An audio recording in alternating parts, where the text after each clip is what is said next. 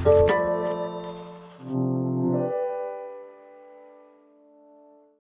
following podcast is part of a certified educational activity.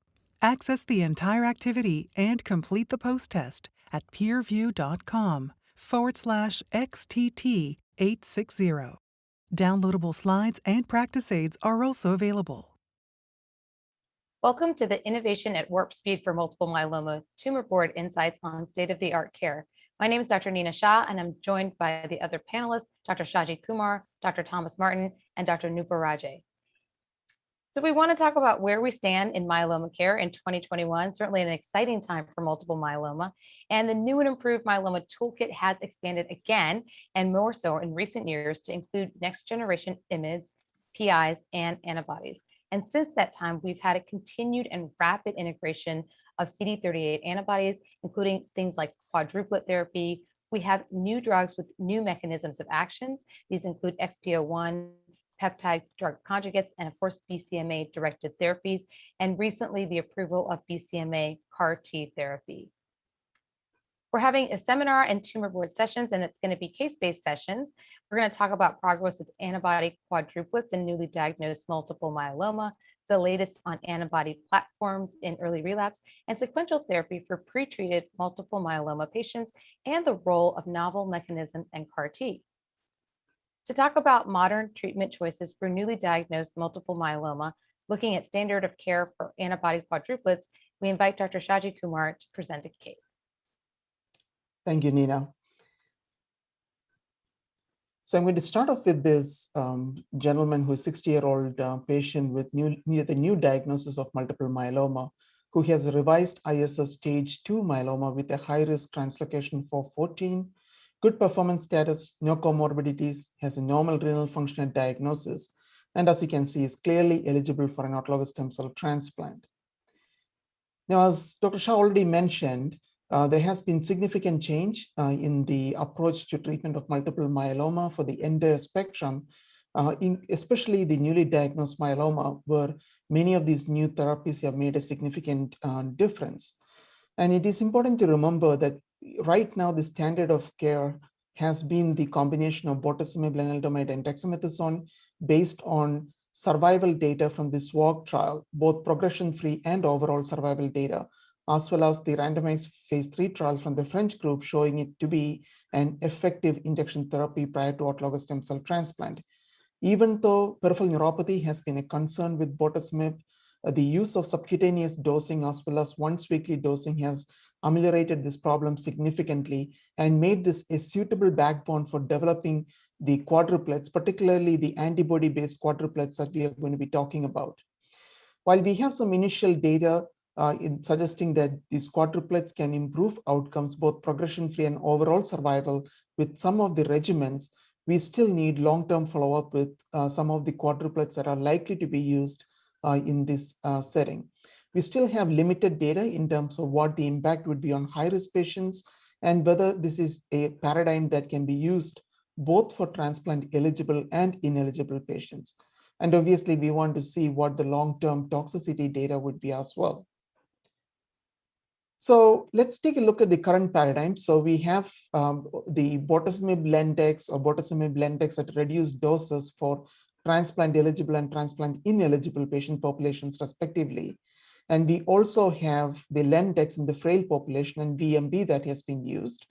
And the recent phase 3 trials have all examined the role of adding daratumumab or isatuximab, the two monoclonal CD38 targeted antibodies, to these existing backbone regimens. We will focus our discussions more on the quadruplets today, but it's important to note that addition of daratumumab to a doublet like lenalidomide and dexamethasone in the older patient population has not only been shown to improve the progression-free survival, but more recent data from the EHA this year shows that there's also an improvement in overall survival.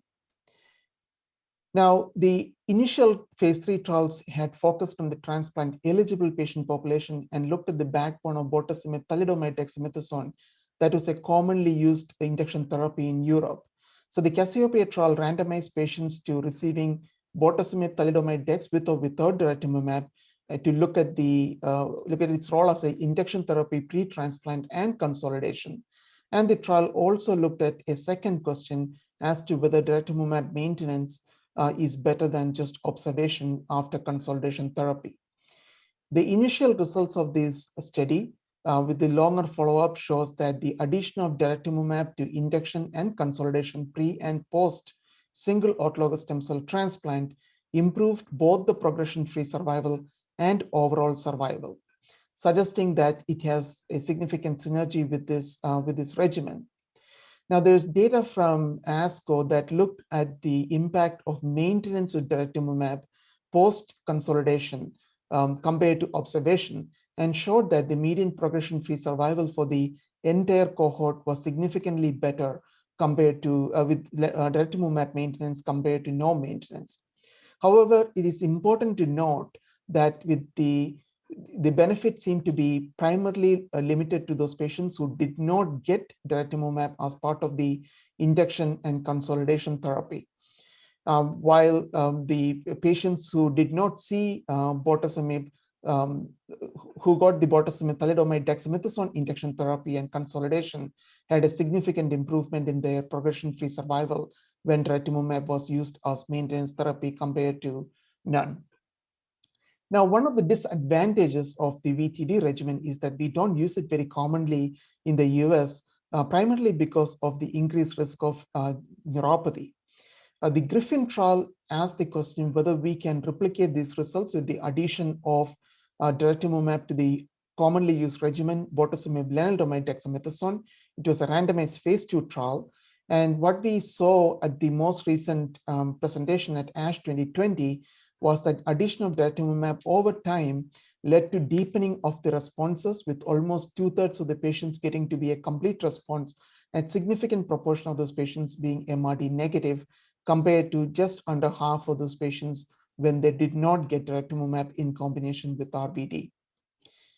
Now, when you specifically look at the deeper responses, it is clear that the MRD negativity, particularly the durable MRD negativity, was almost 10-fold higher in the daratumumab RVD arm compared to the RVD. And this translated to only some early trend in the PFS, but we don't have the long-term data to say that the DARA RVD PFS is definitely better than RVD, even though the trend appears to be in that direction.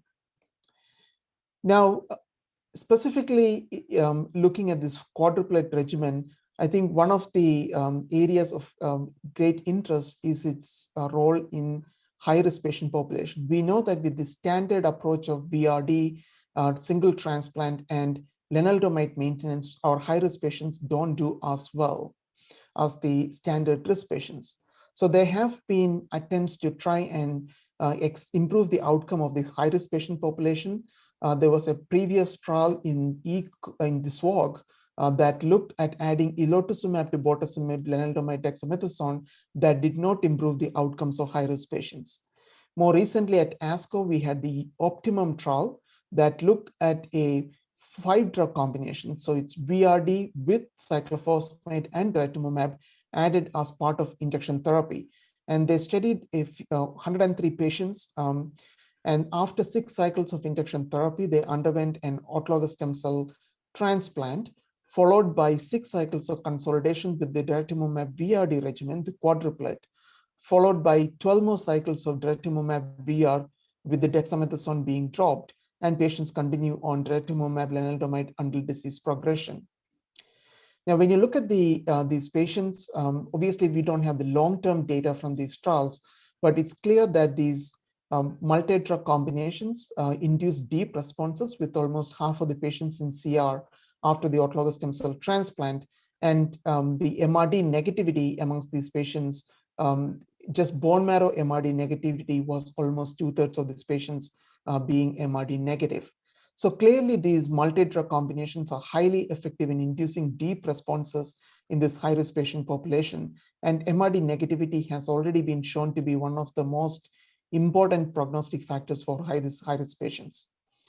Now, it is also in the context of high-risk patients, it's important to note the results from the Forte trial that was presented at the ASCO this year, which clearly showed that in the high-risk patient population, again, defined as patients with 414 translocation, 17p deletion, and 1q abnormalities, the use of carfilzomib lenalidomide maintenance versus lenalidomide maintenance as a single agent was associated with better outcome than just using lenalidomide maintenance. And in fact, the NCCN guidelines for the newly diagnosed myeloma therapy already includes many of these quadruplets. So the daratumumab VMP is already included for the non-transplant eligible patient population.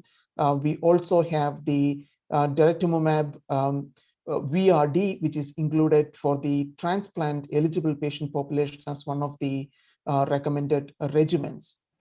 Now, while a lot of the focus has been on this transplant eligible patient population in terms of exploring the quadruplets, there has been interest in exploring these antibody quadruplets in the older patient population. The DARA VMP regimen was studied in the Alcyon trial, and the DARA VCD regimen was examined in the LYRA study.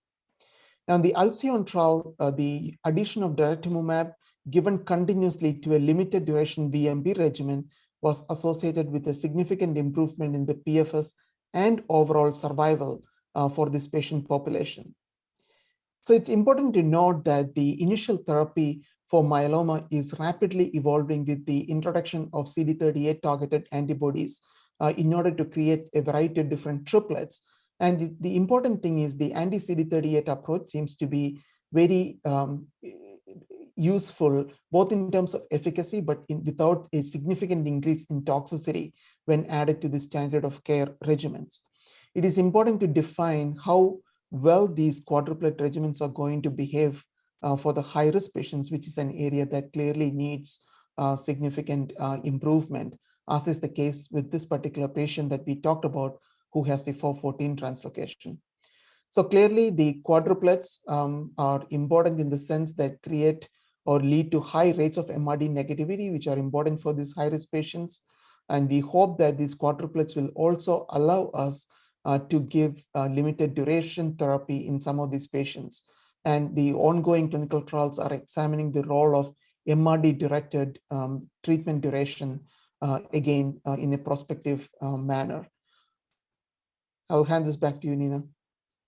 Great. Such a fantastic discussion about a part of myeloma therapy that's still with controversy, even though we're doing so well in newly diagnosed myeloma. I want to open it up for discussion to all of our panelists and talk about not just this case, but in general. I think we're seeing specific questions being answered, DARA RVD versus RVD. We're seeing, the DARA VMP versus VMP, DARA RD versus RD. But I was very impressed by the Forte data in the high risk analysis. I mean, you showed the data there where getting KR maintenance after is doing a really good job. Now that study is actually a randomized phase 2. Can we extrapolate from there and say, okay, our new standard for maintenance, actually, if you start with KRD, should be KR maintenance? What do you think about that?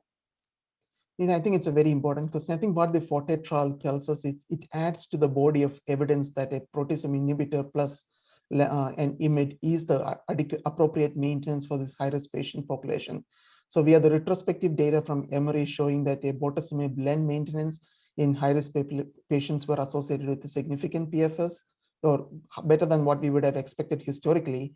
We have data from the SWOG trial looking at VRD with or without elotuzumab followed by VR maintenance, where the progression-free survival for the VR for the high-risk patients was comparable to the standard risk patients in the endurance trial getting a VRD induction therapy followed by len maintenance. And now we have the Forte data similarly quite consistent with what we have seen. So I think it's reasonable to say today, if you have a high-risk patient population, if you do VRD induction, continue with VR. If you do a KRD induction, continue with KR. I don't think we have the data quite yet for the DARA len maintenance in this patient population. Yeah, I think it's just really interesting to think about what we're going to do for our high-risk patients. Thinking about the MAIA trial, which had very interesting findings for transplant ineligible patients. So maybe, Tom, I'll throw it out to you. With the data for DARA RD being so good compared to RD, is there any reason to use a PI for this transplant ineligible patient population? What do you think? It's a really good question, but it is amazing data from the MAIA trial. The PFS in the MAIA trial for the transplant transplant ineligible population actually is better than many transplant trials for transplant eligible patients in terms of PFS, which is truly amazing. But I still think there's one specific class or group of patients, the high-risk patients, that we still, I think, have some debate on what the best triplet is for induction therapy. And I think in my practice, I do tend to favor VRD as an induction therapy versus DRD in the truly high-risk population. But yeah, I think, DRD should be our standard of care for transplant ineligible patients for induction therapy. Pretty amazing results. Yeah. I think it's just, we always talk about myeloma with these alphabet soup combinations, and sometimes it's hard to know what to do. Nupur, I want to ask you, with all this great data, I actually am really impressed with the PFS curves on the Forte data in general, not just for the high risk. Is there ever a case for you to do DARA, KRD? Nupur, have you ever been using that at all? So again, as you've seen here, Nina, really good data with the quadruplets. And you can argue when you start seeing not just complete responses and deepening of responses, but MRD negative disease. I agree with everybody on the panel. I think it's specifically important for the high-risk patient population. But I always go back to saying if what's good for high risk is going to be even better for standard risk. And that was actually highlighted in the Forte trial. When you looked at the data in the Forte trial, it was not as if the double maintenance did not help the standard risk patients. And in fact, if you're thinking about curing myeloma, we sure the unmet medical need is in the high-risk patient population, but the patients you're actually going to cure are the standard risk population, and therefore give them the best possible treatment upfront. I think one additional thing which I will mention, which I think Tom alluded to, is, it's not quite clear whether it's the antibody or the proteasome inhibitor, which is the better drug for the high-risk patient population. But even in the elderly patients now, we're doing quadruplets, so that if you use dose attenuation with all of the drugs, you can actually give even older patients an attenuated RVD with daratumumab, for example. Yeah, and I actually, just thinking about all the choices that we have, Shaji, I'll throw it back to you. What do you think, it's 2021 now, what do you think is going to be 2025, the standard of care for upfront induction? What do you think from all of these options that we have? Yeah, I think because I think a four-drug combination is probably going to be the standard initial therapy. Now, I think the big question up in debate is, what are the four drugs going to be? Is it still going to be the daratumumab, bortezomib, len, dex, or are we going to replace one of them with some of those fascinating immunotherapies that you and Nupur is going to be talking about later on? I think that's going to be the big question. You said 2021, so 2025 isn't too far from here. 4 years, it's unlikely we will have phase 3 data to support many of those new therapies yet. So I suspect we will have the mature data from the current quadruplet. So I think it's reasonable to assume that either DARA VRD or DARA KRD would be the appropriate initial therapy in 2025, with some of the others just trying to replace them.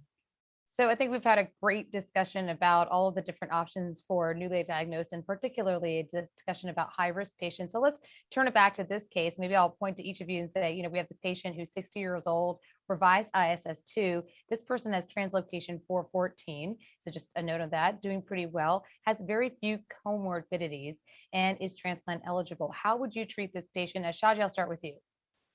So this is a patient where I would give a daratumumab VRD induction therapy, a stem cell transplant, and then go on to a bortezomib len maintenance.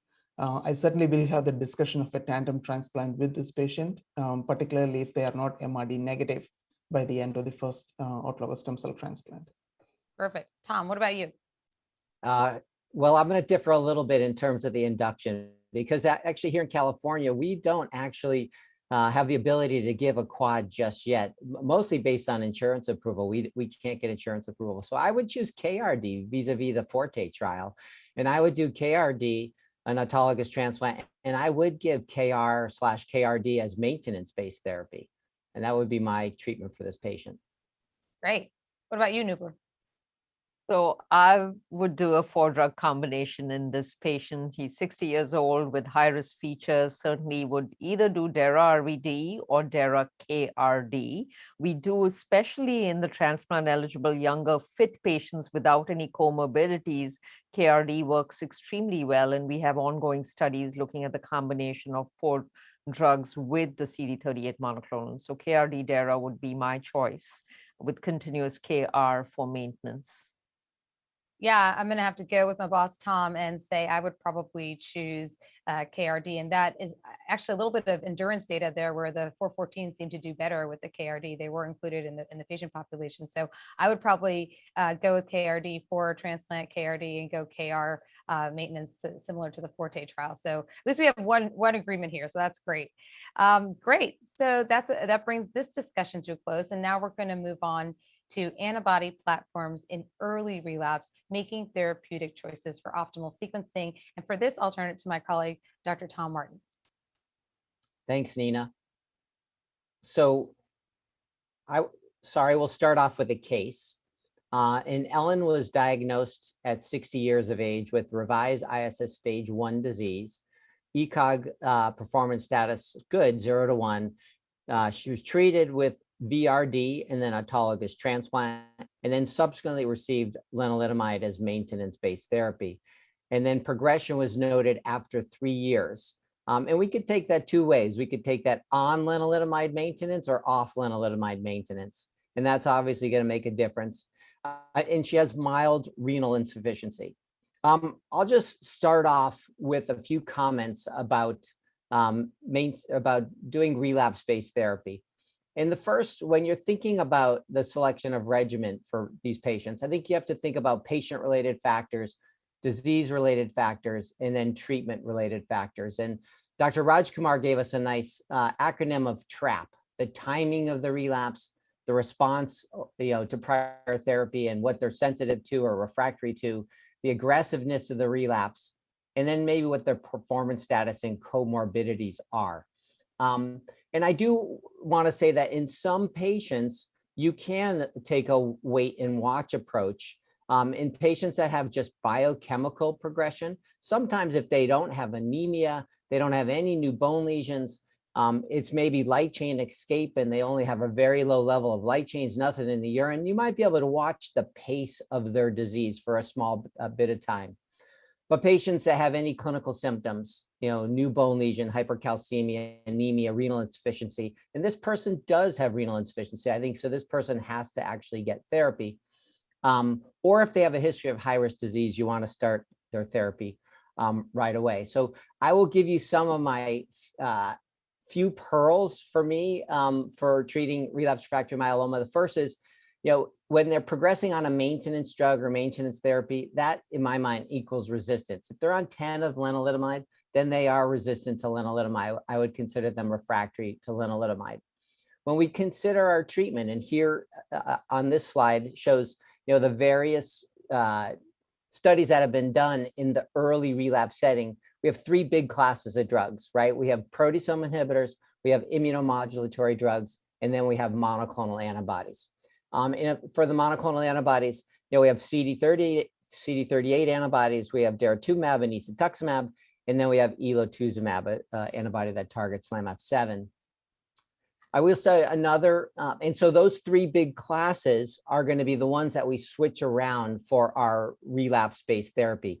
We choose a couple, put them together for our first relapse, and then we switch it around for second relapse, third relapse, etc. I will say a couple things, and that is, if somebody's refractory to, say, carfilzomib, then probably going back to bortezomib or ixazomib is probably not therapeutic. If somebody's refractory to pomalidomide, then going back to lenalidomide is probably not therapeutic. We always think about going back to something people had in the past. So we'll talk a little bit more about when you can go back to a CD38 if you're exposed to a CD38 in the future. But in these studies that we have in front of us, we have the Castor and the Pollux trial that were done more than 5 years ago, but they really established a CD38 antibody, in my mind, as a really good choice for early relapse. In fact, the Castor trial, which in lens-sensitive patients, randomized patients to daratumumab, lenalidomide, dexamethasone versus lenalidomide, dexamethasone, and showed the longest PFS that we've ever seen in a relapse trial, 45 months. So it still is a really excellent choice of therapy in patients that are len sensitive. In the Pollux trial was daratumumab plus bortezomib and dexamethasone. Didn't have as long of a progression-free survival, but certainly would be an okay choice in somebody that has len refractory disease. And as first, as out of the gate, patients have first relapse, it's actually a good regimen to choose with a PFS that's right around 21 months. On the bottom right, we have the Eloquent trials, which elotuzumab lendex, I think, is a hard one to choose because we have so many active partners, and I think elotuzumab may not be the most active partner with lenalidomide and dexamethasone, but trials looking at elotuzumab with POM-dex actually were pretty positive, with a PFS in that group of patients with elo POM-dex of 10 and a half months versus POM-dex, which is half of that PFS. So then the more recent trials have really been the daratumumab and the isatuximab trials. And I want to talk more further about the Candor and the Apollo trials using daratumumab with a PI or an IMiD, and then the Icaria and Ikema trials using isatuximab with pomalidomide and carfilzomib, a PI. So here's the Candor trial looking at the PFS of a triplet versus a doublet. And I'll say that kind of every triplet versus doublet trial that we've done, right, has shown a benefit for the triplet over the doublet. And so in essence, the standard of therapy in somebody that has relapse right now is to go with a triplet. We haven't really done so many quadruplets, although I'm sure that's going to come up in the next 3 to 5 years. But right now we're looking at triplet combinations. So here's daratumumab, carfilzomib, and dexamethasone in the maroon curve, and then carfilzomib and dexamethasone in the yellow curve. And you can see a marked difference. The median PFS, in fact, one of the highest that we've seen in relapse refractory trial, 28.6 months, whereas the control group had a PFS of about 15 months with a really low hazard ratio of 0.59. Now, if we looked at across subgroups who actually benefited from DARA KD versus KD, pretty much every subgroup benefited. Those with low stage or high stage, low age or higher age, and all the cytogenetic risk groups all actually benefited from getting the triplet versus doublet. No, I think no surprise from that. And let's look at the Apollo study. So the Apollo study looked at sub-Q daratumumab plus pomalidomide and dexamethasone versus POM-dex, again, in relapse refractory myeloma. These patients all had prior lenalidomide exposure, but they could have just one prior line of therapy. In this one, again, you can see that the median PFS was 12.4 months versus 6.9 months. So a marked advantage for the triplet with daratumumab versus the doublet of just POM-dex. And I think that led to us using those daratumumab-based triplets, carfilzomib dex or dara-POM-dex, for a lot of patients in early relapse. Now on came the Icaria or the isatuximab trials. This is the Icaria study looking at isatuximab and POM-dex in relapse refractory myeloma. These patients had 2 prior lines of therapy.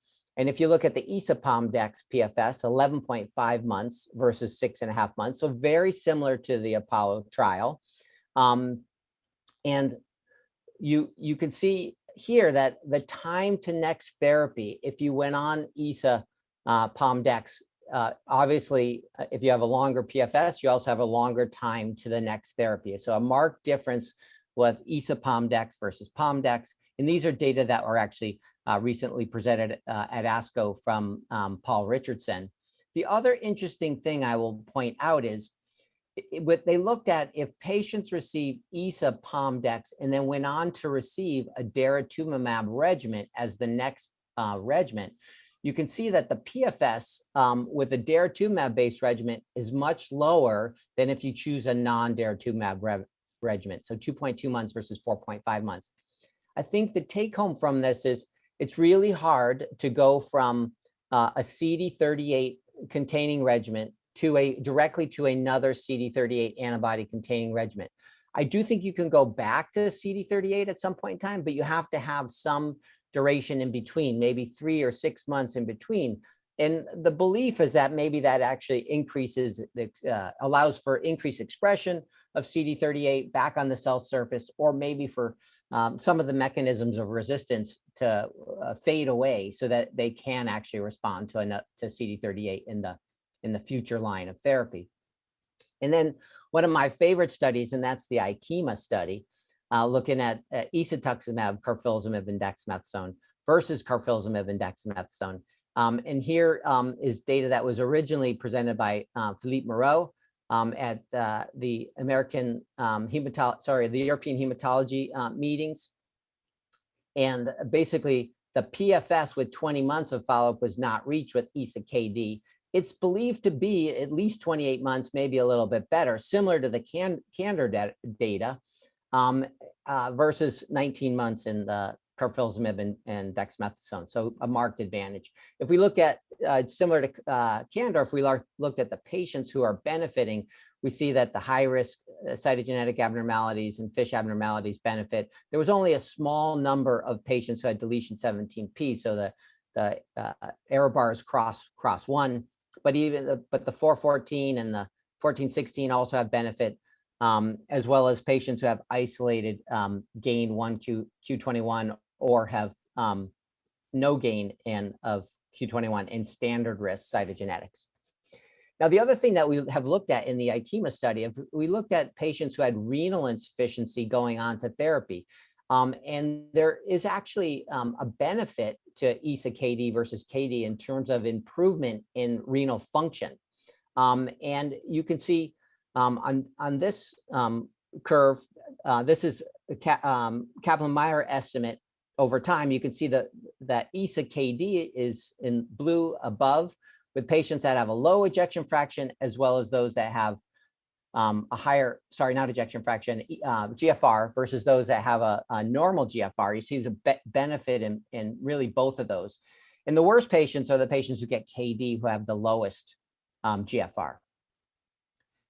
We also looked at depth of response from Bcma, and you can see, I'll focus your attention over to the right, at looking at MRD analysis. We looked at, by intent to treat, 30% of the patients with ISA-KD achieved MRD negativity versus only 13% of the patients are receiving KD, so a marked difference. Now, the MRD was only done on patients who achieved MRD negativity. If you look just at the patients who had a VGPR or better, it was actually the MRD negative rate was 41%. So really a pretty amazing MRD negative rate. And I think the monoclonal antibodies, this is a common theme in early relapse trials, that the monoclonal antibodies using CD38 antibodies have the best chance of getting deep MRD negative responses, even in early relapse. And that's why I think using a CD38 antibody-based therapy is really important in early therapy. So summary points, generally antibody platforms, they have been extremely well tolerated. Adding an antibody to KD, PD, whatever backbone you see, it doesn't really add all that much in terms of toxicity. They are associated with hypogammaglobulinemia anemia and potentially a small increased risk of infections, including pneumonias. Many of those are viral infections. We do consider, especially for patients who have severe hypogammaglobulinemia, some say less than 400, some say less than 300, of using prophylactic IVIG. And then obviously you need to treat infections aggressively. Now, it's been nice that with subcutaneous daratumumab, especially through the COVID pandemic, we get people in quick and out quick. And it essentially really eliminated severe infusion-associated reactions by using subcutaneous therapy. I will say that there is a clinical trial ongoing using isatuximab as subcutaneous administration, and we're looking forward to seeing more of those data in the future. Now, I will say in terms of cytopenias, which is common in the relapse refractory setting, that they're more common when you combine a CD38 antibody with pomalidomide versus a CD38 antibody and a PI. And so if somebody has baseline cytopenias, I might choose a PI over pomalidomide. So some take-home thoughts from me. Antibody therapy in early relapse has really shown some deep and durable responses. that patients are able to achieve in some scenarios MRD negativity, and it's especially important in my mind in antibody naive patients. Triplets are certainly the best therapies for patients for early relapse. I try to use a triplet over a doublet for almost everybody, and I think you can come up with a triplet that in transplant, the patients who had prior transplant or not, that they'd be able to tolerate. In Len refractory patients, if they're refractory to an IMiD, I usually gravitate to a CD38 antibody together with a PI, and especially carfilzomib, because the data from Bcma and Candor is so positive. And then, like I said, subsequent CD38 antibody treatment is difficult if you do it one directly following the other. Okay, so back to the case. Ellen was diagnosed at age 60. Revised ISS stage 1 disease, ECOG performance status 0 to 1, treated with VRD, then to transplant, subsequently received lenalidomide as maintenance, and then progression after 3 years on len maintenance, and had mild renal insufficiency. So she's now 63. There's a ton of options. I certainly would recommend a CD38 based triplet, and that could feature daratumumab or isatuximab. And the backbone could be a POM with dexamethasone or carfilzomib with dexamethasone. I think the Bcma data with showing improvements in renal insufficiency and good responses in those patients might push me in this case to go with isatuximab plus carfilzomib and dexamethasone, or a CD38 plus carfilzomib and dexamethasone. There are other platforms. I'll hand it back to you, Nina. Great. Fantastic discussion. And it's funny because there's so many choices in newly diagnosed, and now it's like there's so many choices in the 1 to 3 prior lines. So just to kind of get an idea, I want to hit on some points that you talked about. The dosing of carfilzomib when you combine it with daratumumab or isatuximab. Can you talk a little bit about that, and how easy is it to get in those doses? It seems a little bit more than what we'd be used to. And what about weekly dosing? Nina, that is really an excellent question, and a question that I field to our referring doctors all the time. And that is, with the Candor and the Bcma study, the carfilzomib dosing was 56 milligrams per meter squared on day 1, 2, 8, 9, 15, 16, which a lot of us don't use anymore. I'll say the phase 1 study that we did here at UCSF as part of the MMRC was in combination with carfilzomib at 27 milligrams per meter squared at day 1, 8, 9, 15, 16. And we saw that together with isatuximab, we saw really good responses at that dose. There also, Dr. Chari published a study using daratumumab with carfilzomib at 70 milligrams per meter squared weekly. And that's actually approved on the label for daratumumab in combination with carfilzomib at 70 milligrams per meter squared. And I certainly have gravitated towards the weekly dosing of carfilzomib together with a CD38 antibody. As you know, we have a study here doing the same thing with isatuximab together with 70 milligrams per meter squared of carfilzomib weekly, day 1, 8, and 15. Yeah, I want to kind of go around and see, start again, with this case. This is sort of our garden variety patient who has a progression, and you talked a little bit about what leads you to cause to change treatment, not just the numbers, but maybe something else going on as well. Shaji, if this was your patient, pretty good performance status, transplant, 3 years of maintenance therapy, a little bit of renal insufficiency, what would you choose as your second line therapy? I think one of the important questions, I think Tom alluded to this as well, is for somebody who is len refractory at the time of the first relapse, do you change the class of drug and use a K combination, a PI-based combination, or a second generation IMiD-based combination? I think there's agreement in terms of the monoclonal antibody being there. The big question is, what do you combine it with? In my own practice, I tend to use more of the PI. So I think the dara or isatuximab in combination with carfilzomib, again, carfilzomib weekly and dex is my favorite go-to combination, unless the patient says, sub-Q dara is going to become once a monthly, I would rather be on a pill. Then of course the dara or isatuximab POM dex might be a reasonable option as well. Yeah. What about you, Nupur? What would you do for this patient? So I honestly think this patient has a choice, Nina, and I've been listening to both Tom and Shaji agree. But there is a lot of data in refractory patients where we've used pomalidomide. So pomalidomide with a CD38 monoclonal antibody, whichever one you want to choose, would be perfectly reasonable, specifically in renal failure, because Pomalyst does not require a whole lot of dose adjustment when you're giving it in renal disease. One thing to be careful about when you're combining pomalidomide with a CD30 monoclonal antibody, and I think Tom alluded to that already, is you might need a little bit of dose adjustment of pomalidomide given the cytopenias. Using a proteasome inhibitor, whether you use it with bortezomib or carfilzomib, is perfectly reasonable. I think with renal insufficiency, if there are issues around fluid retention, etc., I'd be a little careful with the use of carfilzomib. That's all. And are you using weekly carfilzomib for this combination as well? Yeah, routinely, weekly. I can't remember the last time I've used twice a week carfilzomib. I don't go all the way up to 70 mg per meter square. I don't know if you need that. So 56 is what we typically do. There are times when we also in the relapse setting there's data at this year's meetings looking at quadruplets.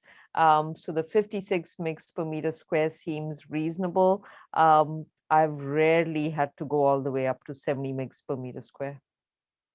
Great. And just Tom mentioned it a little bit. Anybody here, maybe I'll just ask Shaji, subcutaneous daratumumab, really, have you just moved completely to sub-Q dara? Anytime you do IV before sub-Q, any issues? No, we have been uniformly using sub-Q dara for all the new patients who have started on it. Majority of the patients who have been on IV have opted to convert to sub-Q, and that has become the default. If someone has significant local infusion reaction or local skin reaction, that's probably the only place where we would switch over to an IV formulation. Great. And Tom, last question for you. Nubor mentioned it, and you also talked about it, the cytopenias that you do see with daratumumab and potentially pomalidomide, and maybe less so if you use a proteasome inhibitor. Can you comment on the cytopenias that you guys saw in IKEMA, and if possibly similar to Candor, if they were a real issue for you? Yeah, so specifically in IKEMA, the grade 3 neutropenia was really low. It was less than 20% actually. And it's actually more, like Nupur said, it's more significant when you use it together with pomalidomide. And I do think people have to watch that closely. You can dose reduce the pomalidomide, but you also can use growth factor. So the other possibility is to give them, and I've done, a couple days daily dosing of growth factor, but also it's quite convenient to give them a pegylated GCSF and to get them through the cycle, which is pretty effective at eliminating some of the neutropenia. Thrombocytopenia isn't as severe, and so you can use platelet growth factors too if need be. Yeah, I'd say for this patient, it would depend on the other sort of vital sign of the patient, convenience, could the patient come or not? And so if they couldn't come that often, I would give Darapom-Dex. And I agree with you, Tom, that using growth factor, which I actually traditionally do sometimes on day 2 or day 9 with Neulasta, and it totally solves the problem. You can get them through the cycle. Or if the patient was willing to come or maybe had some issues which would push me towards PI, I would give daratumumab, carfilzomib, or isatuximab, carfilzomib. So any of those is a great option. This has been a really good discussion about the early relapses, and I think a lot of food for thought, and it can't go wrong, basically.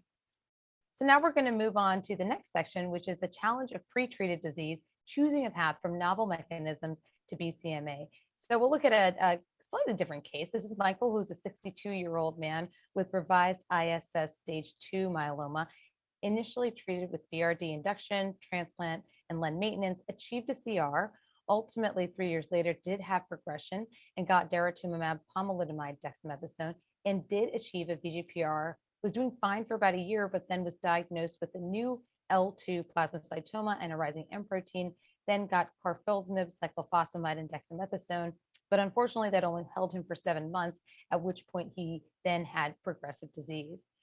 So I want to talk about some of the newer agents that we're seeing in the space for multiple myeloma. And what's exciting about a lot of these is some are new ideas on an old agent, or some are just completely new ideas. And I think that's great because if we know anything about the myeloma cell, it's smart. So we want to target it in different ways. So first drug we want to talk about is Melflutian, which has a new combination partner. It could be a new combination partner in relapse refractory multiple myeloma. And it's interesting because this is one of those new twists on an old idea where it's a first-in-class peptide drug conjugate. And it's interesting to think about this. It's actually kind of a targeted therapy because it's targeting the aminopeptidase, which is actually more frequently found in these myeloma cells. So the drug is actually conjugated as it is initially given, and then it's very lipophilic, gets into these myeloma cells where there happen to be more aminopeptidases, and therefore it's targeting the myeloma cells. Now with the aminopeptidase in the myeloma cell, the drug can be cleaved and very active, and it allows this very active melphalan, essentially alkylating agent,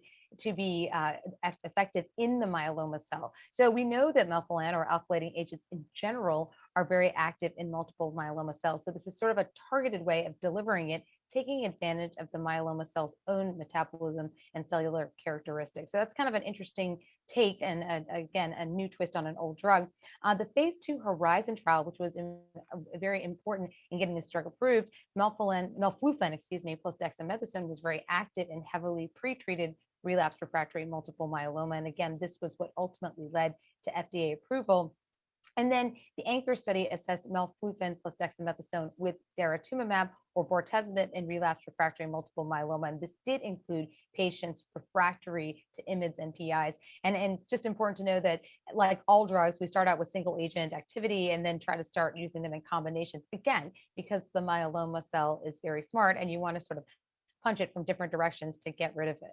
So you can see here the Melflutian and dexamethasone has a clinically meaningful efficacy in heavily pretreated relapse refractory multiple myeloma patients. And this includes triple class refractory and extramedullary disease patients. And you can see here, this is the data from the Horizon trial, 157 patients that were treated. And the overall response rate here was 29%, which pretty much held up in the triple class refractory with 26% overall response rate in those patients that were triple class refractory. The median duration of response for these patients was 5.5 months, with a PFS around there of 4.2 months and an overall survival of 11.6 months. I will point out that this drug is kind of easy from a user perspective. It's a day one of a 28-day cycle with weekly dexamethasone, and as of now has to be given centrally, but there are studies ongoing to evaluate if it will be able to be given peripherally. And I think it's important to know that this kind of schedule actually is something that we're used to, and it's kind of user-friendly. And the main thing to watch out for with this drug is cytopenias, and we'll talk about that in the discussion. Now, the anchor study we talked about as Melflutian as a combination partner in relapse refractory multiple myeloma, and this looked at the efficacy and the safety of this. Again, patients got Melflutian in combination with dexamethasone and daratumumab, or dexamethasone and bortezomib, but you can see here that the combination was well tolerated. And again, cytopenias were the most pertinent AE that was seen. And you can see in ASCO, the overall response rate for the Melflutian dexamethasone daratumumab was 57% with this 30 milligram dose. And that's been identified as the optimal dose for combination, with bortezomib. So with this in mind, we can think of how there may be new drugs that we're going to be able to use a single agent, and thinking about our patient in this case, and that we also might be able to use in combination. And we look forward to seeing how we may be able to combine these new mechanisms of action with drugs that already exist. Another drug that has a completely new mechanism of action is selinexor, and this is an XPO1 inhibitor. So XPO1 is a nuclear exportin, and selinexor inhibits this and ultimately allows for retention or nuclear retention and activation of tumor suppressor proteins. And this allows for the tumor suppressor proteins to do their activity and to suppress the tumor growth of, in particular, multiple myeloma cells. So this is a very interesting and novel way of approaching multiple myeloma cells, such that they're particularly targeted to not grow and take advantage of its internal mechanisms to prevent that. So selinexor was originally studied sort of as a single agent, with dexamethasone. And this data was originally presented several years ago and then published in the New England Journal in 2019. This is the STORM data showing its effect on patients with relapsed refractory multiple myeloma. And you can here in the waterfall plot that the overall response rate was 26%, and then getting to an MR or better clinical benefit response rate of about 40% in these patients. And this was a way for us to see how this drug could be used. This was used in a twice weekly setting and did have some significant adverse effects, including nausea and decrease in appetite, but then was studied in other ways, not just with dexamethasone, but in a subsequent sort of basket way in the STOMP data, and ultimately in the Boston study. The Boston study, as you can see here, is selinexor with bortezomib and dexamethasone versus bortezomib and dexamethasone. And I want to point out some interesting things about the Boston study. Again, as we've seen sort of with the other drugs as well, we see single agent activity initially, so patients can get this drug, but then if you combine it, you can actually get better activity, which is true of most multiple myeloma agents. Interestingly, in the Boston study, the selinexor bortezomib dexamethasone arm was with weekly bortezomib. So the selinexor was weekly, the bortezomib was weekly, and the dexamethasone was twice weekly. But the control arm of bortezomib and dexamethasone was twice weekly bortezomib and dexamethasone, as it has been traditionally used. But even with more bortezomib and dexamethasone, or excuse me, more bortezomib in the control arm, you can see here that there was a significant improvement in PFS for the selinexor bortezomib dexamethasone arm versus the bortezomib dexamethasone arm, as you can see in the orange versus black curves here. As many of you know, there are different AEs associated with this combination, and you can see that the cytopenias definitely were more present in the triplet arm versus the doublet arm, particularly thrombocytopenia. This is something that we have also noticed using this drug, and oftentimes can be ameliorated with judicious use of growth factor, which is actually more permitted now than it used to be. And I would say that once you get the patient sort of set up on a system of growth factor, even for platelets, it's actually not so bad, and you can get them through the cycles, and then they can have a benefit from this combination of therapies. Very interesting sub-analysis that has happened for the Boston has been different updates that have happened over the past year at ASH and ASCO. So the first one is for patients who've been prior exposed to PIs. And I think this is important because they did an analysis to see which patients, and it was about a 70 or so % of patients that had been exposed to prior PIs. And they looked at them to see how they did in this particular randomization. And it turns out that the patients who had prior PI versus who didn't still benefited from selinexor, bortezomib, dexamethasone versus the doublet. And I think this is important because these are our patients, right? We have a lot of patients that are getting BRD upfront, then transplant, and then maintenance, and then progress, and they're not actually bortezomib refractory. So this shows us that we could potentially use bortezomib again with a novel agent. So I thought this analysis at ASH was actually very pertinent to our patient population. You can also see that there was other analyses in older patient populations, and in that case, XVD, as it's now called, with selinexor, bortezomib, dex, was associated with a significant survival benefit of both improved PFS and improved overall response rate without worsening peripheral neuropathy. Now, I will point out that the peripheral neuropathy actually was worse in the control arm because of the dosing of bortezomib, likely because of the dosing of bortezomib being the 1, 4, 8, and 11, the twice weekly bortezomib dosing versus the weekly bortezomib dosing that was seen in the triplet arm. So that was an interesting way of looking at the data, an interesting outcome that actually, as far as peripheral neuropathy goes, the triplet was better than the doublet. Another very interesting drug that has come onto the scene is Volanta Memphidoten. This is the first BCMA targeting drug that was FDA approved. This is an antibody drug conjugate, which has with it an antibody against BCMA conjugated to MMAF, which is a toxin. So this allows for a directly deployed toxin to the myeloma cell. And this was studied in both the DREAM-1 and the DREAM-2 program. This is very interesting because, again, novel mechanism of action and novel target. So this is the first ADC and the first BCMA drug that was approved for multiple myeloma patients. And again, this was based on the DREAM-2 data, where single agent Volanta Memphidoten was studied in heavily pretreated multiple myeloma patient populations, median of 6 prior lines of therapy. And you can see here the overall response rate was 31%. This is the curves that you can see here. And interestingly, they looked at the duration of response. And for those who did respond, there was a duration of response median of about 11 months.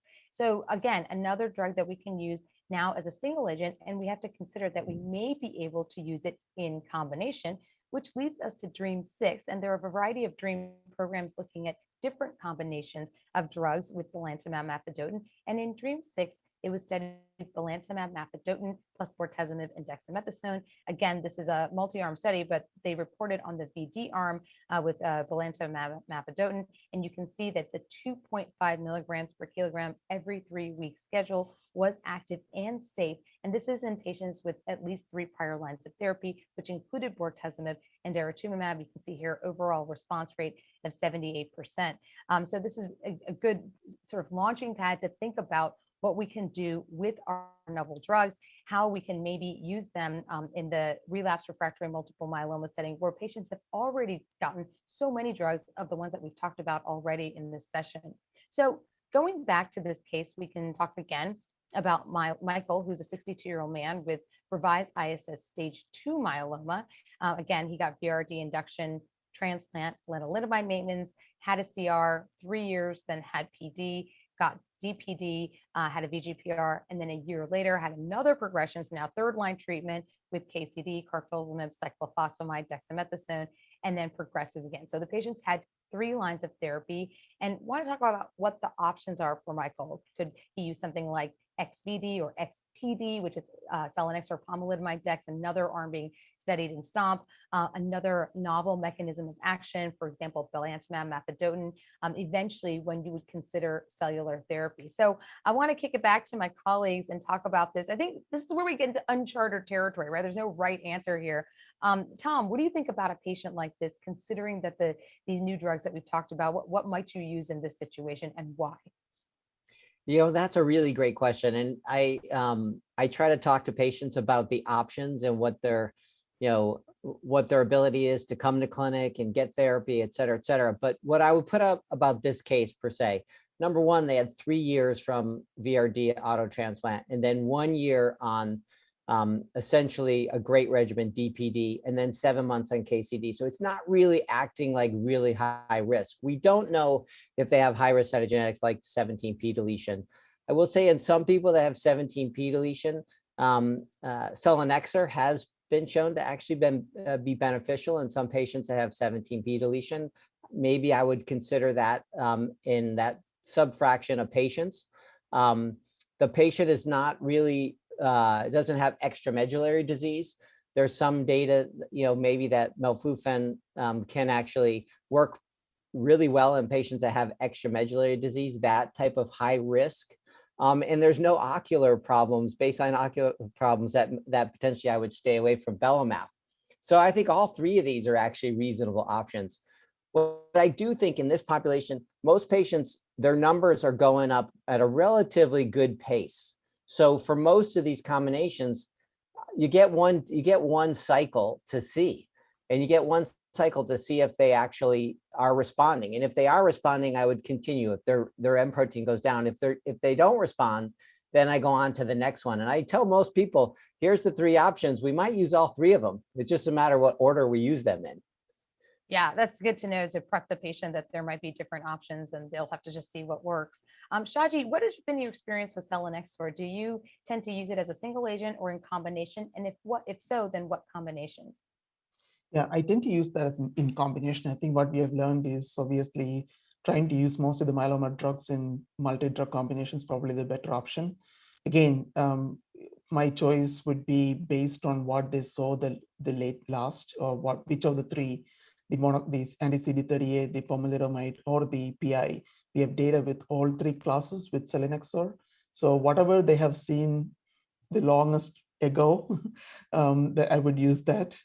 So in this particular patient, I think maybe using a selinexor pomalidomide would be a reasonable way to go.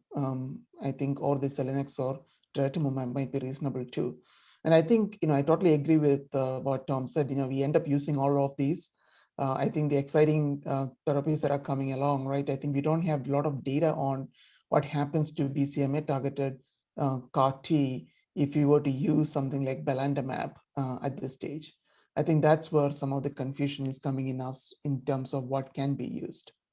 Yeah, that's a great point. And I particularly had this case as such because we know that you can't get the CAR T cell therapy until after the fourth line. So we'll talk about that a little bit later. Nupur, what about you? Have you used belantamab in this setting, knowing that you might go to CAR T, or in this case, would you use selinexor, or what would you use?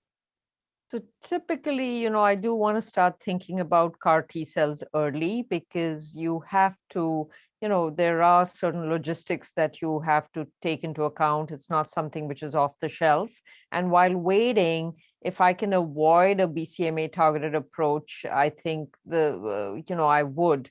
The reason for that, Nina, right now is we don't have data on CAR T cells post BCMA directed strategy. Having said that, with some of the bispecific T cell engagers, et cetera, we are allowing prior use of BCMA. And this whole concept of the post BCMA phase is going to be a real patient population that we're going to have to deal with. So trying to combine it with something which a patient has already seen prior to this, or using one of these new novel drug combinations which you alluded to would be what I would suggest doing here while prepping a patient to come into some form of immunotherapy. Yeah, those are all great points, and definitely an unknown space for us right now as to what to do best. And it's really great if we can combine all our real world data and sort of get a better idea of what the patients benefit from. Also, something Tom said, that it really does matter. It does matter what the patient is presenting with as their sort of presentation. Is it just biochemical? Do they have extramedullary relapse? What's going on? So it's really important to sort of fully stage the patient. So in summary, for take-home points on new platforms in relapse refractory multiple myeloma, we have multiple new agents that use new mechanisms of actions. In addition, these new agents actually have single agent activity, and we're building upon that to hopefully now combine these with known drugs that actually have known activity to get a higher response rate. Ultimately, we want to be able to have another tool in the lines of treatment to give patients more options. And as we learn more about these new drugs, we learn how to dose them, how to handle the toxicities, and what combinations are most tolerable for patients. With that, we'd like to move on to the next section, which we're going to talk about the next part of relapse. And I'd like to bring in Dr. Nupur Rajay to talk about this very exciting section of our talk. So thank you, Nina. This is, you've gone through a whirlwind tour of myeloma from newly diagnosed all the way to new novel treatments. We'll start out as we did previously with a case. So 62-year-old gentleman with the RISS stage 2 was treated with VRD, followed by stem cell transplant, Rev maintenance, achieved a CR, but progressed after 3 years, got DPD or Darapalm-Dex, developed, had a nice remission for about a year, was symptomatic with an L2 plasmacytoma and a rising paraprotein, got KCD at that time, and as you can see with every relapse, the duration of response is decreasing with time, got 7 months with this, had progressive disease, ended up getting selinexor with Bortisomiv and Dexamethasone, had stable disease for a few months and progressed very quickly. Overall, he's in good health, has only side effect from all the treatment he's had is grade 1 neuropathy of his toes. So obviously, I'm setting the stage for BCMA targeted therapies. You've talked about one such BCMA targeted approach, but just to take a step back here, BCMA is an exciting target, where we've seen a lot of new data now. BCMA stands for B cell maturation antigen, as you all are familiar with. And we know that BCMA is expressed on all myeloma cells, all plasma cells, in fact. And excitingly, we have several different ways of approaching or targeting BCMA. Nina, you've already mentioned Volanta Memphidoten, which is the antibody drug conjugate, which has been tested and is now FDA approved for the treatment of multiple myeloma. It uses the MFA toxin warhead. And the biggest toxicity that is seen with Volanta Memphidoten is the ocular toxicity, which sort of limits the use of Volanta Memphidoten in the treatment of myeloma. There are other approaches to the use of targeting BCMA. These include bispecific T-cell engagers, which we're going to touch on a little bit, but most of this we're going to focus on is cellular therapy or CAR T cells. And this is specifically important because of all the data you've just heard about right now. And this was what you mentioned earlier, Nina, is real world data. This is the Mammoth study. And this is essentially the patient population that we are dealing with in our practices today. These are patients, 275 patients who were refractory to an anti-CD38 monoclonal antibody. And if you look at patients who were either triple or quadruple refractory, you see that the median progression-free survival of these patients is anywhere between 3 to 9 months. The overall survival of these patients is also quite dismal, suggesting that this is a patient population which has an unmet medical need, and using a BCMA-directed targeted approach in this patient population may actually be quite useful.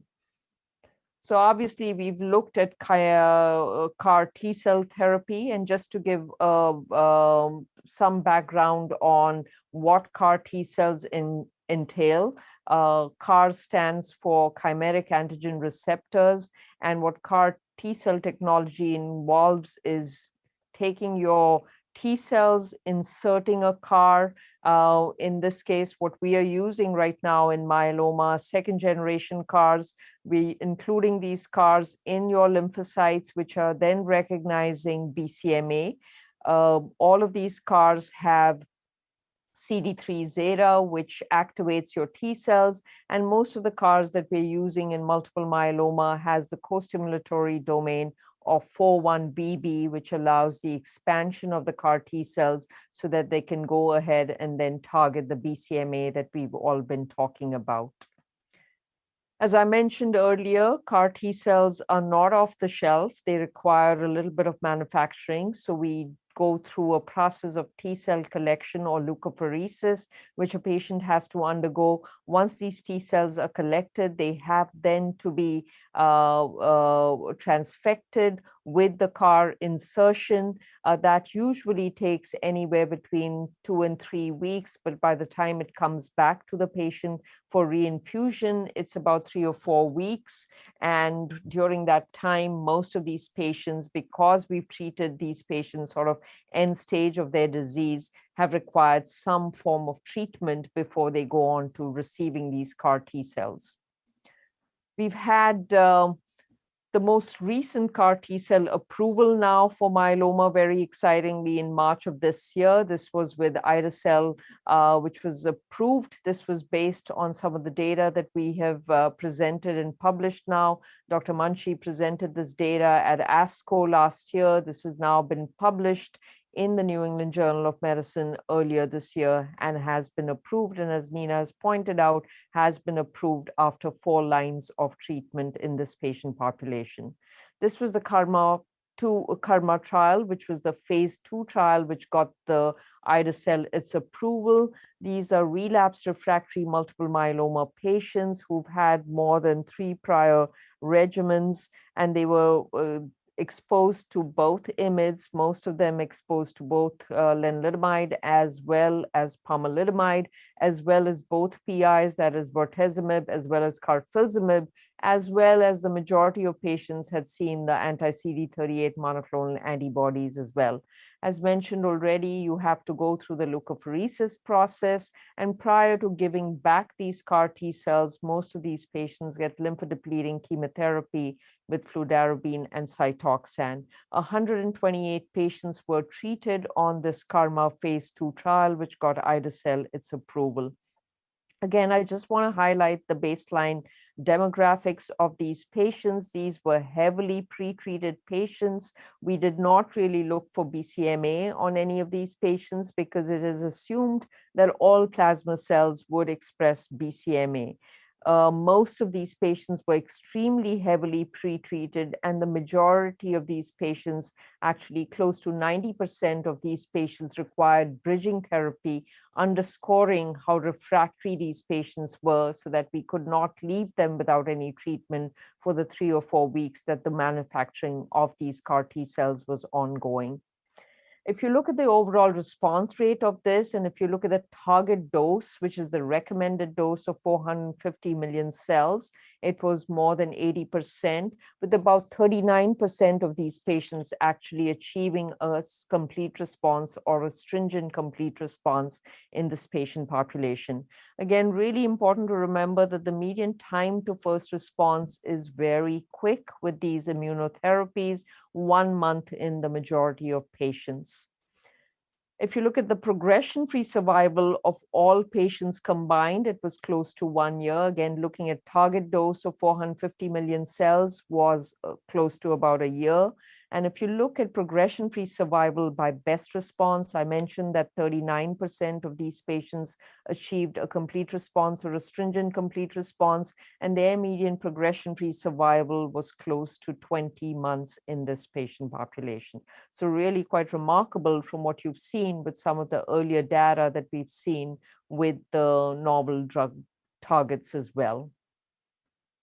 The updated overall survival of this was presented at this year's ASCO meeting. And again, if you look at all comers, it's again about 1 year of, or close to 2 years of an overall survival in this CARMA patient population. Obviously, we're concerned about toxicity with these cellular therapy approaches, and the two on-target toxicities that we're familiar with include cytokine release syndrome, or CRS, as well as neurotoxicity. The good news here with CRS and neurotoxicity, I'll start off with CRS first. The majority of CRS with ide-cel was grade 1 and 2, with very little, if any, grade 3 CRS. This was well managed with just the use of either tocilizumab, which is an IL-6 receptor antibody, or steroids. Neurotoxicity, fortunately for us, graded by ICANS, was hardly seen in this patient population. We did see some grade 1 and 2 neurotoxicity, but very little, if any, grade 3 and 4 neurotoxicity in this patient population. So in general, CAR T cells in myeloma, the toxicity was quite manageable, most of it grade 1 and 2. And I think as we've gotten familiar with the use of these technologies, we've also gotten a lot better with management of these toxicities. Similar to the ide-cel or the CARMA trial, the CARTITUDE trial has now been presented, and updated data has been presented at this year's ASCO meeting. What has been seen with the CARTITUDE trial is, again, the CAR construct here has a biepitopic binding to BCMA, and with that, we are seeing very high response rates in this CARTITUDE trial in excess of 95%, with very high VGPR rates as well as MRD negative disease. This translated into a progression-free survival, and the updated results, which were presented by Dr. Usmani at this year's ASCO, showed an overall PFS at 2 years of about 22 months, which is quite remarkable with this cilta-cel drug product. Again, if you compare now cilta-cel and ide-cel, and again, not a good idea to compare across trials, but just wanted to show you high response rates with all CAR T-cell products, whether you use ide-cel or cilta-cel, you're seeing response rates in excess of 80%, and this is translating into complete response rates of more than 40% in the majority of patients, translating now into PFSs of 12 to 24 months, depending on whichever drug product you're using. Again, one wants to focus on toxicities. Obviously, with this, slight differences between ide-cel and cilta-cel. Ide-cel had CRS in the majority of patients, but most of that CRS occurred early, started at day 1. If you look at cilta-cel, Most of the CRS occurs 1 week into treatment with cilta-cel. Again, very manageable. Majority of CRS with cilta-cel as well is grade 1 and 2, very little in terms of grade 3 and 4, and easy to manage with both tocilizumab as well as steroids. We are seeing some other toxicities as well, such as neurotoxicity, which has been seen with both cilta-cel and ide-cel. Most of the ICANS neurotoxicity, which is the early neurotoxicity, is easy to manage, most times with steroids. Occasionally, we've had to use anakinra, but very few patients, if any, have needed that. With cilta-cel, we have seen a subset of patients with a delayed neurotoxicity, and I think longer follow-up will be able to be more informative in this. This is in a small minority of patients. There's recovery in more than half of these patients, but there have been some toxicities which have gone out 3 months into the use of cilta-cel as well. Excitingly, we have a whole lot of new anti-BCMA CAR T-cell strategies, and I've just highlighted all of these, which have been presented at different meetings. I will mention one, which is the allogene CAR T-cell. This is an off-the-shelf CAR T-cell approach, so that you do not have to wait for those 4 to 5 weeks of actual manufacturing off-the-shelf CAR T cells. Again, when you get to the recommended phase 2 dose of this allogenic CAR T cell product, we are seeing MRD negative disease in this patient population. And again, no increase in CRS or neurotoxicity. Again, excitingly, we have not seen any graft versus host disease in this patient population, and we're looking forward to seeing longer follow-up to see sustained responses with this as well. So targeting BCMA, I think, is a new standard. It's not a future anymore. We already have drug products in this space. We have the antibody drug conjugate, which Nina has presented.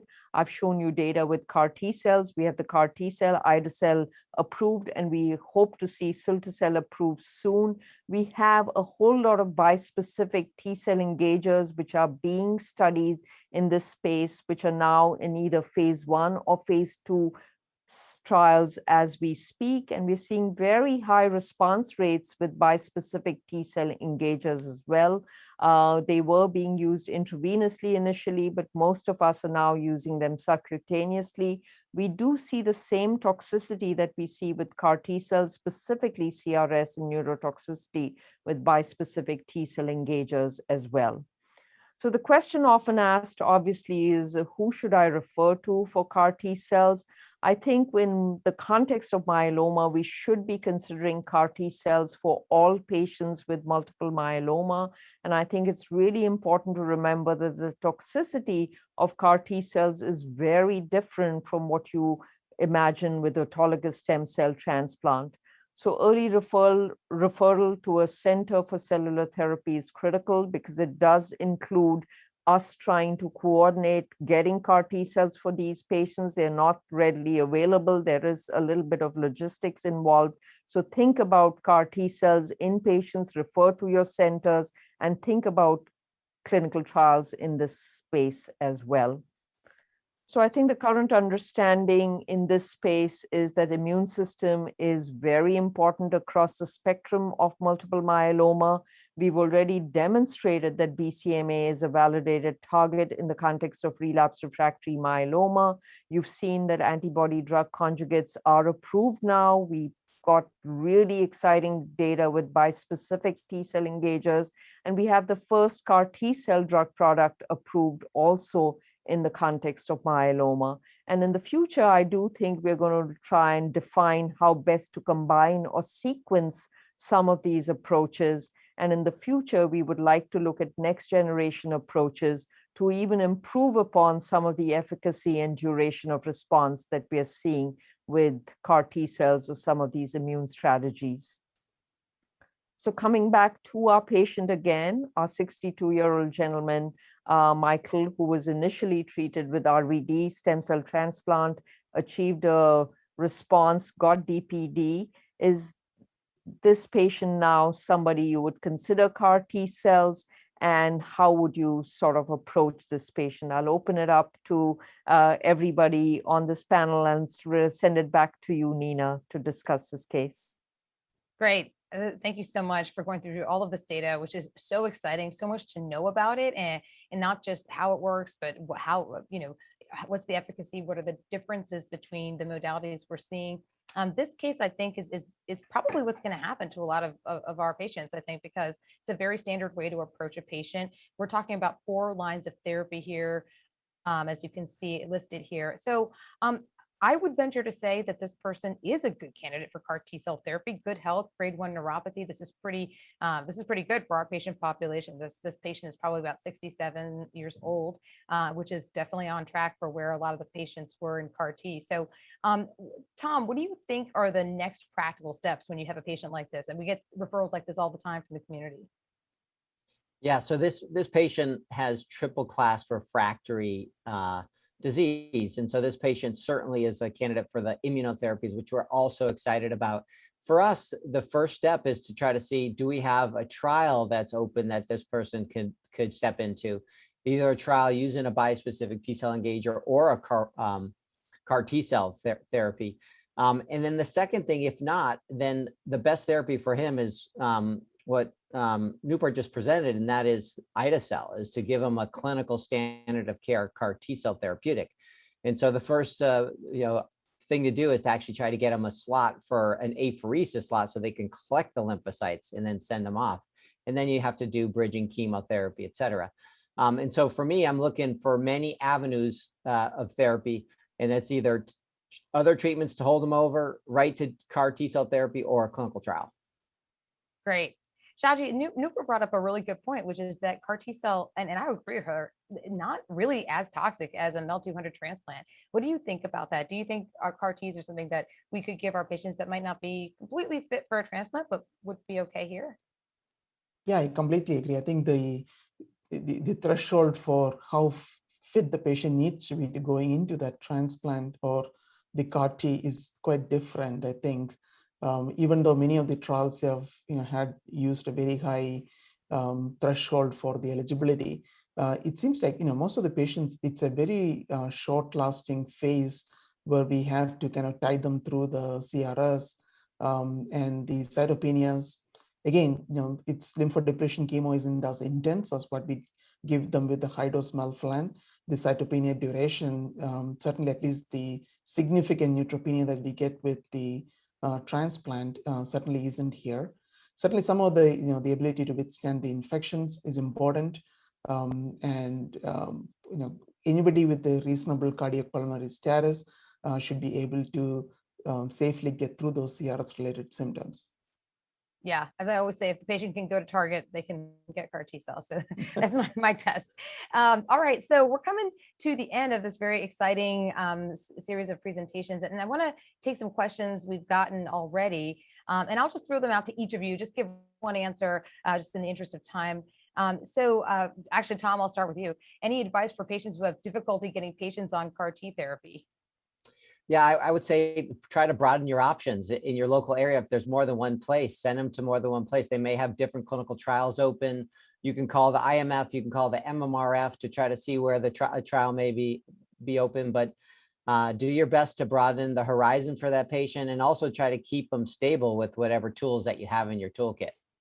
Yeah, that's great advice. Shaji, what approach do you use to reach MRD negativity in high-risk myeloma? What do you think is the best way to get there? Yeah, I think for the transplant eligible patient population, certainly the 4-drug induction therapy followed by a stem cell transplant and the 2-drug maintenance would be the best approach. If they don't get there at the end of the one transplant, it's certainly reasonable to consider either a tandem transplant or switching to a different consolidation regimen to try and get them to that point. Again, not everybody, you don't have to keep changing the regimen to get there, but I think one change to a different combination would be a reasonable thing to do. And Nupur, I have a question about special circumstances. And I think probably the most special, non-special circumstance that we deal with is renal insufficiency. And I'd kind of like to hear what your sort of late line option favorites are for patients with a good amount of renal insufficiency, the GFR of like 40. What do you do for those patients? What do you like to use in the late line? So, this is not an uncommon problem in myeloma, specifically as patients relapse. I think this is one place where the monoclonal antibodies are really very useful because they're not excreted by the kidneys. So using a DARA-based regimen, and we talked about one of Tom's patients who had mild renal insufficiency, either combine it with an IMiD, pomalidomide is safe in that setting, or consider using Cytoxan with Bortisomiv, with daratumumab. You can go back to some of your old stuff as well, and then carefully use a drug like carfilzomib as well. So but certainly go to a monoclonal antibody sooner rather than later. Yeah, I think those are actually very well tolerated. And I actually would say that, and this is not up for standard of care yet, but the bispecific T-cell engagers, I think, have been very well tolerated in our older population, which by definition has a lower GFR. So that's something to look forward to. Tom, looking at the ocular toxicity of Bcma ADC, can you avoid it, or what's the best way to get this drug into people and not worry about this or manage it? I think you do have to have a relationship with your ophthalmologist. You have to work very closely with them. I think that, the incidence of ocular toxicity after the first dose is actually quite low. So you do get one dose, in my mind, to see if they're having a response to their therapy. If you have a great response to therapy, you could consider even giving a lower dose after that. So I do think that they have to use the eye drops, every two hours while they're awake. They can use lubricating gel at night before they go to bed, but it's working closely with the ophthalmologist and then giving it to patients that you think have the highest chance of response. Perfect. And at Relapse, Shaji, are you using anything besides just regular bone marrow staging? Do you use any gene expression profiling, anything else, or you just standard FISH cytogenetics? Is there anything special you do when you're restaging someone at Relapse? Relapse, you always do a repeat FISH to make sure they don't have any new 17p deletion or 1q or 1p changes at that point. I think the NGS it should be, again, in the context of a clinical trial where we can see whether the RAS-RAF mutations can be targeted using a MEK inhibitor or something along those lines. Yeah. And there were a couple of presentations at ASH that kind of looked into this, and I thought those were sort of novel, and excited to see a little bit more targeted approach to patients. Tom, what is your go-to treatment for your 80-year-old plus patients less fit and have some comorbidities? This is a tough one, I think. Well, it kind of is, but I would say that for newly diagnosed, the DARA-RD is really such a dramatic regimen in terms of improvement, overall response rates, and improvement in PFS. You don't have to, in the 80-plus-year-old, you don't have to start off with 25 milligrams of Revlimid. I usually start off with a lower dose. I might even start off with 5 milligrams of Revlimid with daratumumab in that scenario. And so I would say tailoring your regimen based on the age is really important, and limiting the steroids in those patients that are really old. Yeah, and just, the Maya trial itself had a lot of patients that were over 75, and I think so that's actually very reassuring. Question about maintenance here, and this is, try to answer it as quickly as you can because we could go all day on this, but Nupur, do you see potential for DARA maintenance or DARA and KR maintenance, or what do you think is going to happen in maintenance, not just Revlimid, if you had to pick? Yeah, sure. Absolutely. I think we already know proteasome inhibitor with the IMiD maintenance, certainly for the high-risk patient population, standard risk, we can get away with len alone. There's ongoing data looking at DARA Rev versus Rev alone in a subset of patients, and that's an MRD-driven ECOG-SWOG study, and we'll wait to see what the data shows. The data which was presented at this year's ASCO, Nina, on Cassiopeia, does touch on maintenance DARA, but rather than maintenance, I think it's DARA-exposed people. If you've had DARA exposure, you're going to do better. It doesn't quite answer the question of continuous maintenance. So my sense is when we're using 4-drug combinations, use the 4-drug combination and see if we can give them a DARA holiday so that you can always retreat with DARA, as Tom alluded to in his talk. Yeah, I think that's a really important point. Last question, Shaji, we'll keep it brief. Your experience with COVID vaccinated patients with myeloma therapy, are you noticing that people have a response to the vaccine, or do we have any idea what's going on there? We have not been routinely checking the antibody titers because we don't really know what to do with those numbers. but I would say more often than what you would expect based on the phase 3 studies with the COVID vaccine, we are finding patients with myeloma not getting a measurable antibody response. Whether they have enough to protect them infection, we don't know. Yeah, we've had a smattering of these, especially people on either daratumumab or bispecific T-cell engager not making response. But surprisingly, good number of patients on lenalidomide making response. So we'll see how the data rolls out. So I want to thank all of our panelists for joining us today. It's really exciting discussion. Thank you and have a great day. Thank you for listening.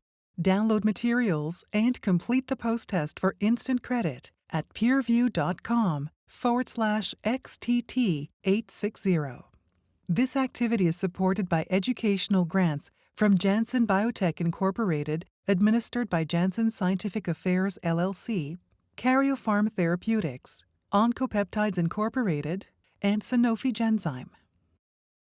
This activity is accredited by Medical Learning Institute Incorporated. This activity is developed with our educational partner, PVI, Peerview Institute for Medical Education.